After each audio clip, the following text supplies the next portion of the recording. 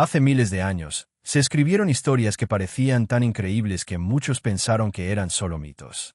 Un mar que se abre en dos. Murallas que caen con un grito. Un hombre que camina sobre el agua. ¿Fueron solo leyendas o realmente sucedieron? En este viaje vamos a recorrer juntos los lugares de la Biblia que todavía existen hoy. Sitios donde la fe se encuentra con la historia. Donde la arqueología levanta la voz y nos dice, sí, esto pasó aquí. Te voy a mostrar ciudades que fueron destruidas en una sola noche, túneles que aún llevan agua después de 2700 años, y piedras que guardan inscripciones de los mismos personajes que aparecen en las escrituras. No es solo turismo, no es solo historia. Es descubrir cómo el pasado puede transformar la manera en que vivimos el presente. Y ahora te pregunto, si pudieras caminar por las mismas calles donde Jesús enseñó, o tocar la piedra que confirma la existencia de Poncio Pilato, ¿qué cambiaría en tu forma de creer, de mirar la vida? Quédate conmigo, porque en los próximos minutos vamos a viajar juntos a través del tiempo y la fe. Y quizá, al final de este vídeo, descubras que la Biblia no está tan lejos como pensabas. 1. El poder de la arqueología bíblica. Imagina por un momento que todo lo que has leído en la Biblia, esas historias que a veces parecen tan lejanas o simbólicas, en realidad dejaron huellas visibles en la tierra. No estamos hablando de teorías abstractas, sino de piedras, inscripciones y ruinas que puedes tocar con tus propias manos. Eso es la arqueología bíblica, una disciplina que se dedica a excavar el pasado y comparar lo encontrado con lo que dicen las Escrituras. Y lo sorprendente es que, una y otra vez, esas piedras han confirmado relatos que muchos pensaban que eran solo mitos. Un ejemplo claro, durante siglos hubo quienes dudaban de la existencia de Poncio Pilato, el gobernador romano que sentenció a Jesús. Algunos decían que era un personaje inventado. Pero en 1961, en Cesarea Marítima, se descubrió una piedra con su nombre grabado en latín, llamándolo prefecto de Judea. Esa piedra se convirtió en una prueba silenciosa pero poderosa de que Pilato realmente existió. Otro caso es el cilindro de Ciro, hallado en Babilonia y conservado hoy en el Museo Británico. Allí, el rey persa Ciro ordena permitir que los pueblos conquistados, incluidos los judíos, regresaran a su tierra. Exactamente lo mismo que narra la Biblia en el libro de Esdras. Estos hallazgos nos muestran algo muy valioso. La Biblia no es un libro flotando en el aire, sino una historia que se enraiza en la tierra, en ciudades, en reyes y en pueblos que podemos rastrear. La fe no se trata solo de creer en lo invisible. A veces Dios nos deja huellas visibles para recordarnos que su historia también es parte de la nuestra. Y si hay un lugar que encierra muchas de esas pruebas, es Cesarea Marítima, una ciudad a orillas del Mediterráneo donde la historia y la fe se cruzan de manera espectacular. Allí encontraremos no solo la piedra de Pilato, sino también celdas, bautismos y hasta la muerte de un rey. Vamos a entrar en esa ciudad ahora mismo. 2. Cesarea Marítima, el prefecto y el apóstol. A la orilla del mar Mediterráneo, entre arena dorada y ruinas que aún se levantan orgullosas, se encuentra Cesarea Marítima. Fundada por Herodes el Grande, esta ciudad fue un centro político y militar del Imperio Romano, y también un escenario clave de la historia bíblica. En 1961, arqueólogos desenterraron algo que cambiaría la forma en que muchos veían el relato de los Evangelios. Una piedra de caliza con una inscripción en latín. En ella se leía claramente el nombre de Poncio Pilato, prefecto de Judea. Durante siglos algunos habían pensado que Pilato era un personaje literario, inventado para dar peso a la historia. Pero aquella piedra, fría y silenciosa, rompió las dudas. Pilato existió, y su firma quedó grabada en la roca. Pero Cesarea guarda más secretos. Aquí, según la tradición, el apóstol Pablo fue encarcelado antes de ser enviado a Roma. Aún hoy, los visitantes pueden caminar entre las ruinas que muchos creen que fueron sus celdas. Desde ese lugar pronunció una frase que resuena hasta hoy: a César has apelado, a César irás. Con esas palabras reclamaba su derecho como ciudadano romano a ser juzgado por el emperador. Era una decisión que lo llevaría a Roma, y finalmente al martirio. Y no podemos olvidar la historia de Cornelio, el centurión romano que fue bautizado aquí por Pedro. Fue el primer no judío en recibir el mensaje de Jesús. En un mundo dividido por etnias y religiones, este bautismo fue un acto revolucionario. Dios abría la puerta a todos, sin excepción. Incluso en el gran teatro de Cesarea ocurrió la muerte de Herodes Agripa, el rey que se hizo aclamar como un dios. Según el libro de Hechos, un ángel del Señor lo hirió, y murió comido de gusanos. Ese mismo teatro aún se conserva, como un recordatorio de lo frágil que es el poder humano frente a la soberbia. Cesarea nos muestra que la fe no solo se escribió en papiros, sino que se vivió en escenarios reales, con personajes históricos que tomaron decisiones que marcaron al mundo. La historia de Jesús y de sus discípulos no ocurrió en un vacío, sino en el corazón del imperio. Y si Cesarea nos habla del poder y la política, nuestro siguiente destino nos lleva a otro terreno, la ingeniería y la fe. A un túnel excavado bajo tierra hace más de 2700 años, que aún hoy sigue llevando agua. Ese túnel se llama el túnel de Ezequías, y lo que ocurrió allí es casi un milagro de la ingeniería antigua. 3. El túnel de Ezequías y la piscina de Siloé. Al sur de Jerusalén, bajo la roca misma de la ciudad antigua, se esconde una de las obras de ingeniería más asombrosas del mundo antiguo, el túnel de Ezequías. Corría el año 701 a.C. El poderoso ejército asirio marchaba hacia Jerusalén. El rey Ezequías sabía que un asedio podía durar meses, y sin agua, la ciudad estaba perdida. Entonces tomó una decisión audaz: excavar un túnel subterráneo para traer el agua del manantial de Gijón hasta dentro de las murallas. Sin herramientas modernas, sin planos detallados, dos equipos comenzaron a excavar desde extremos opuestos, guiándose solo por el sonido de sus martillos en la roca. Y contra toda lógica, lograron encontrarse en medio.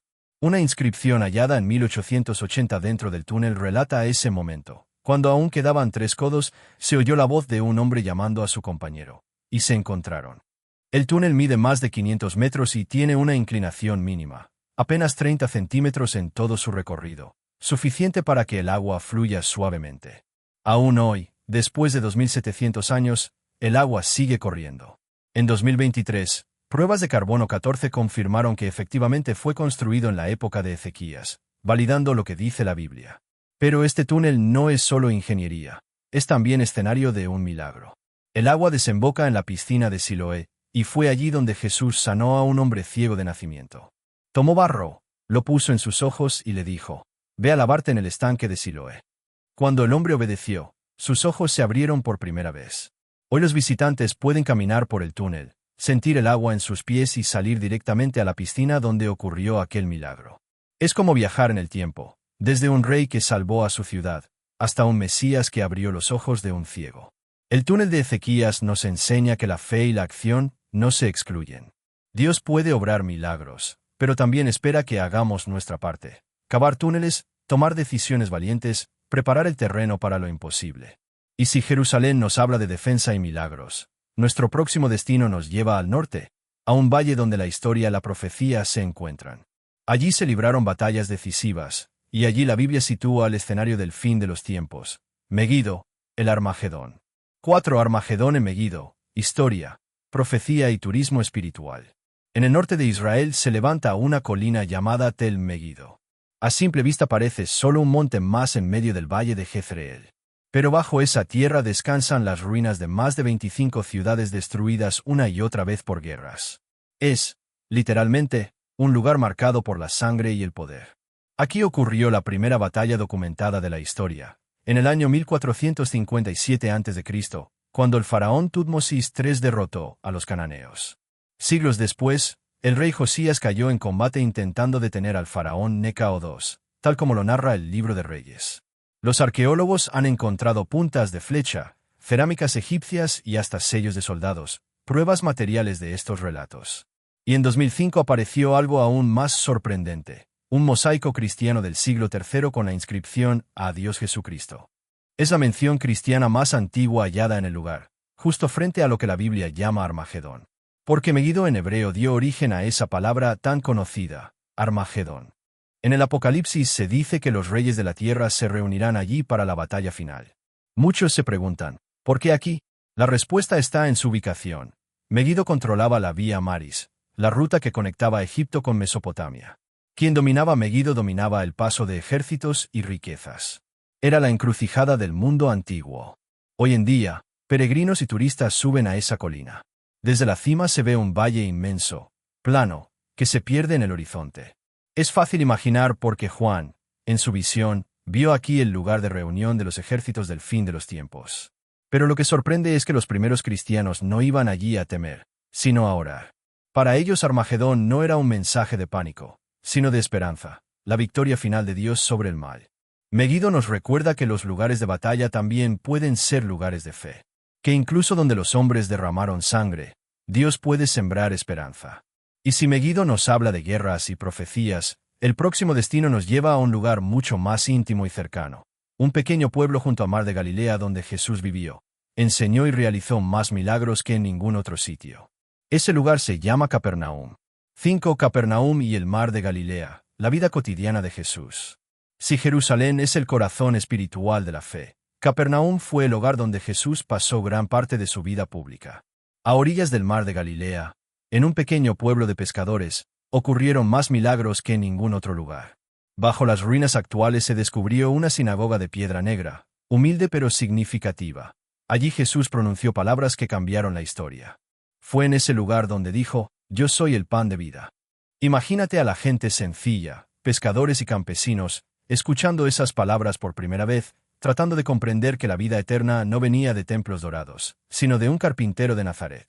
Cerca de allí, los arqueólogos encontraron una casa muy simple, con muros de piedra y restos de yeso.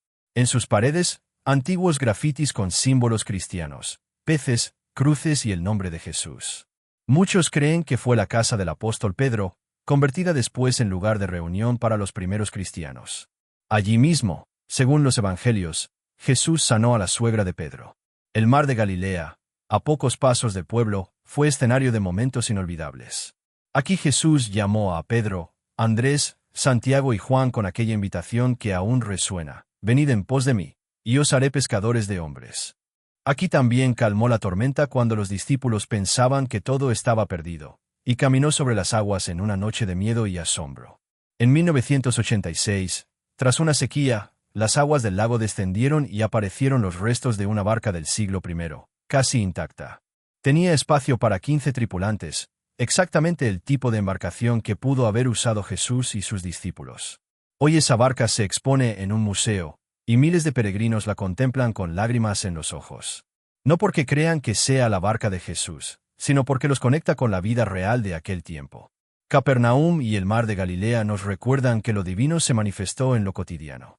Que el mensaje de Jesús no nació en palacios, sino en aldeas humildes, entre redes de pesca y tormentas inesperadas.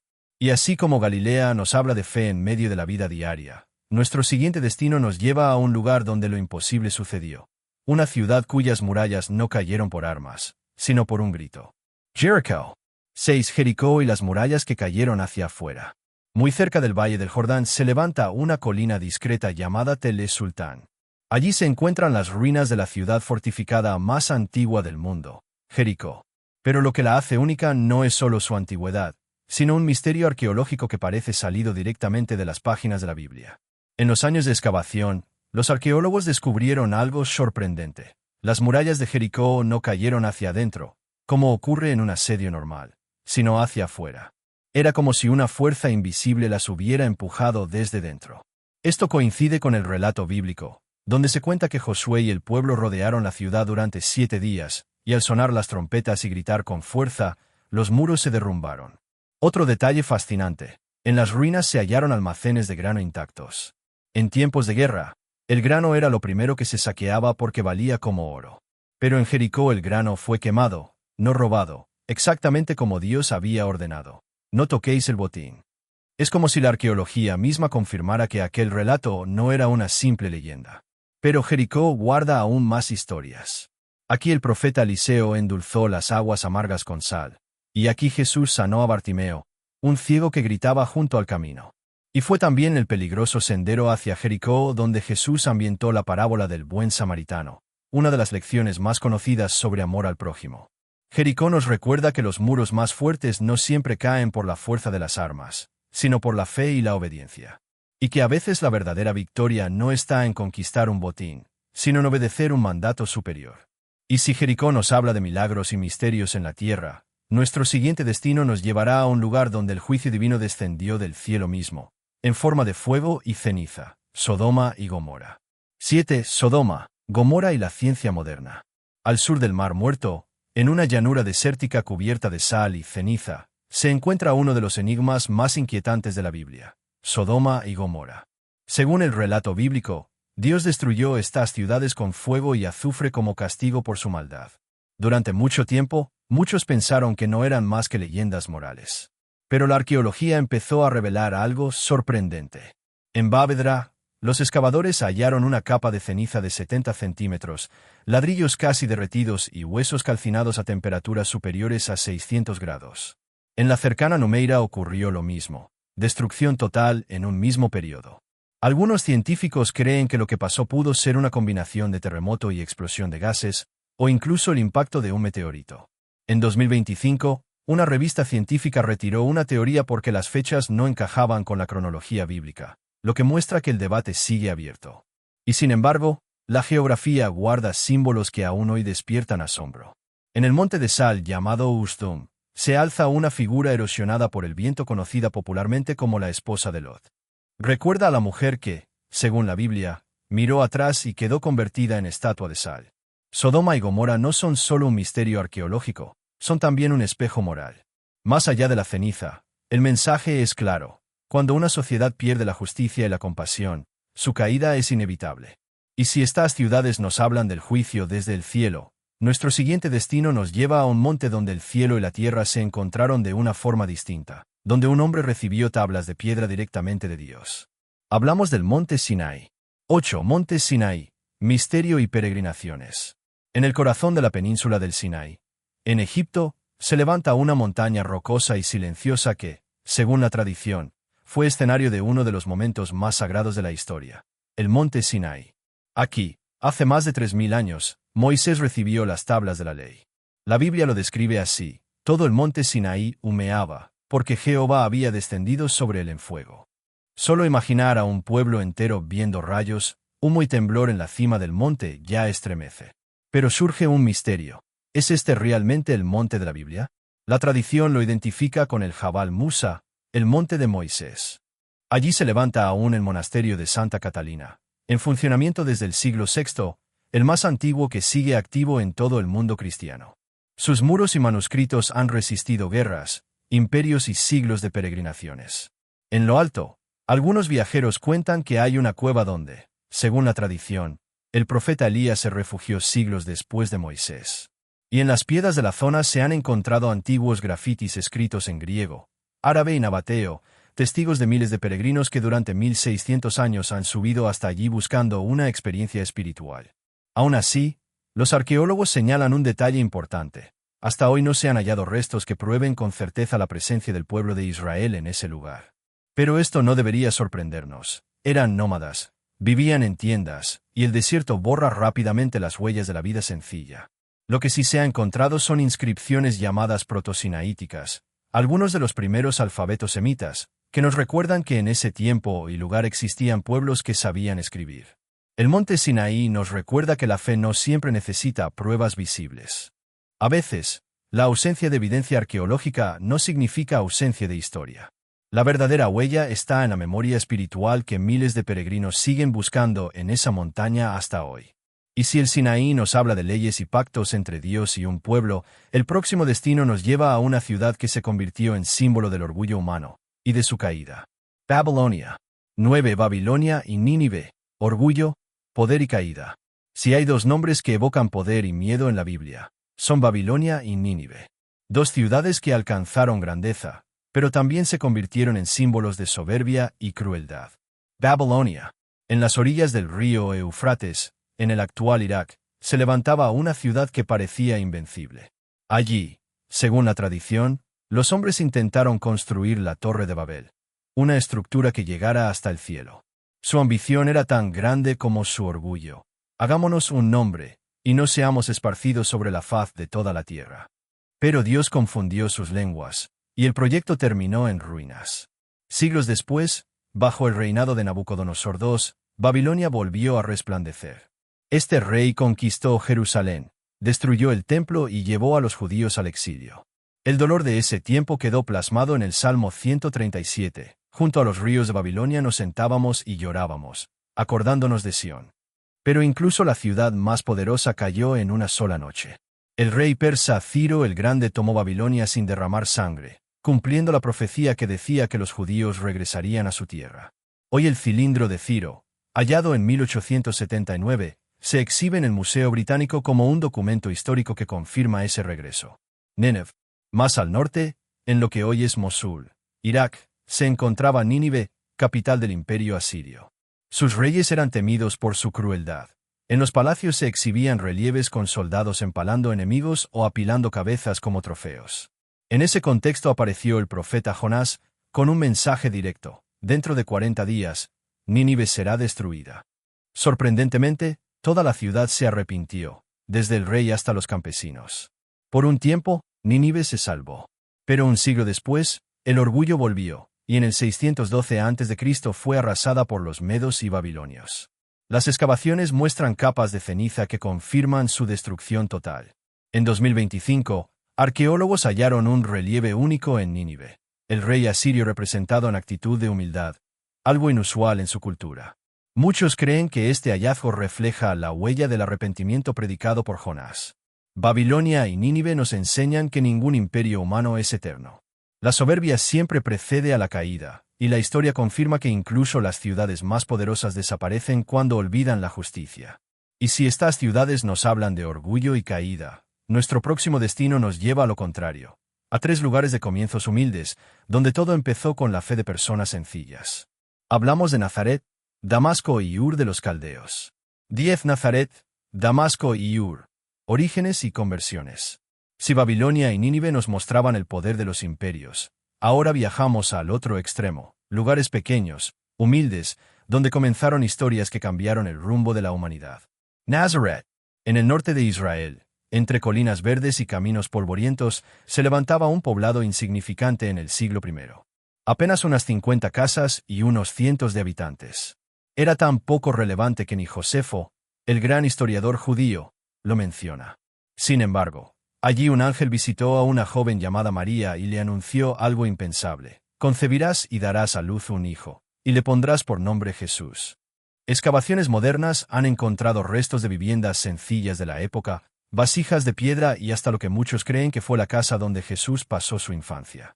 Nazaret nos recuerda que lo extraordinario suele nacer en lo más ordinario. Damasco, la calle recta. En Siria, en medio de un laberinto de calles antiguas, todavía existe la calle recta. Allí un hombre llamado Saulo, perseguidor de cristianos, cayó al suelo cegado por una luz del cielo y escuchó una voz: Saulo, Saulo, ¿por qué me persigues? Fue el inicio de su transformación en Pablo, el apóstol que llevaría el mensaje de Jesús a todo el mundo conocido. En esa misma calle, un discípulo llamado Ananías oró por él, y sus ojos se abrieron. Ur de los Caldeos. Más al este, en el actual Irak, se encuentran las ruinas de Ur, ciudad rica y avanzada en su tiempo. Allí nació Abraham, y fue desde allí que escuchó el llamado de Dios: vete de tu tierra y de tu parentela, a la tierra que yo te mostraré. Abraham dejó atrás comodidad, comercio y prosperidad, para iniciar una caminata hacia lo desconocido. Ese paso de fe lo convirtió en el padre de muchas naciones. Nazaret, Damasco y Ur nos enseñan que la verdadera grandeza no siempre comienza en palacios ni en tronos, sino en aldeas pequeñas, en decisiones personales y en conversiones profundas. Que un sí de una joven, una luz que transforma a un perseguidor, y un hombre que se atreve a dejarlo todo, pueden cambiar el curso de la historia.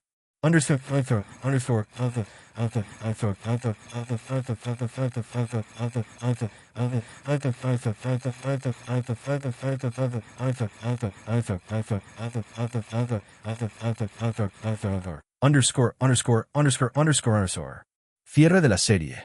Hemos recorrido túneles excavados en la roca, murallas que cayeron hacia afuera, ciudades que ardieron en cenizas, montes envueltos en humo, y aldeas humildes que dieron origen a gigantes de la fe. Cada lugar nos ha recordado que la Biblia no es solo un libro de historias antiguas, sino un mapa vivo de la experiencia humana: poder, caída, fe, arrepentimiento y esperanza. Y ahora, la pregunta queda para ti. Si pudieras caminar por estos lugares, ¿qué huella dejarían en tu corazón? Porque al final, la mayor prueba de que estas historias siguen vivas, somos nosotros, los que todavía las contamos, las creemos y las dejamos transformar nuestra vida. Y hasta aquí nuestro viaje por los lugares de la Biblia que todavía existen. Hemos caminado por túneles donde aún corre el agua, visto ruinas de ciudades que ardieron en cenizas, y sentido el eco de voces que marcaron la historia. Pero lo más importante no es solo lo que descubrimos en las piedras, sino lo que esos lugares despiertan en nosotros: fe, esperanza y la certeza de que el mensaje sigue vivo. Ahora quiero escucharte a ti. ¿Cuál de estos lugares te impresionó más? ¿Te gustaría visitar alguno en persona? Déjalo en los comentarios, porque me encantará leer tu experiencia y tu punto de vista. Si este vídeo te inspiró, recuerda darle like y suscribirte al canal, porque en los próximos días viajaremos a otros misterios de la Biblia que casi nadie conoce. Cream, no quieres perdertelos. Y ya sabes, la historia no se quedó en el pasado. Sigue viva, y hoy te invita a ser parte de ella. Nos vemos en el próximo capítulo.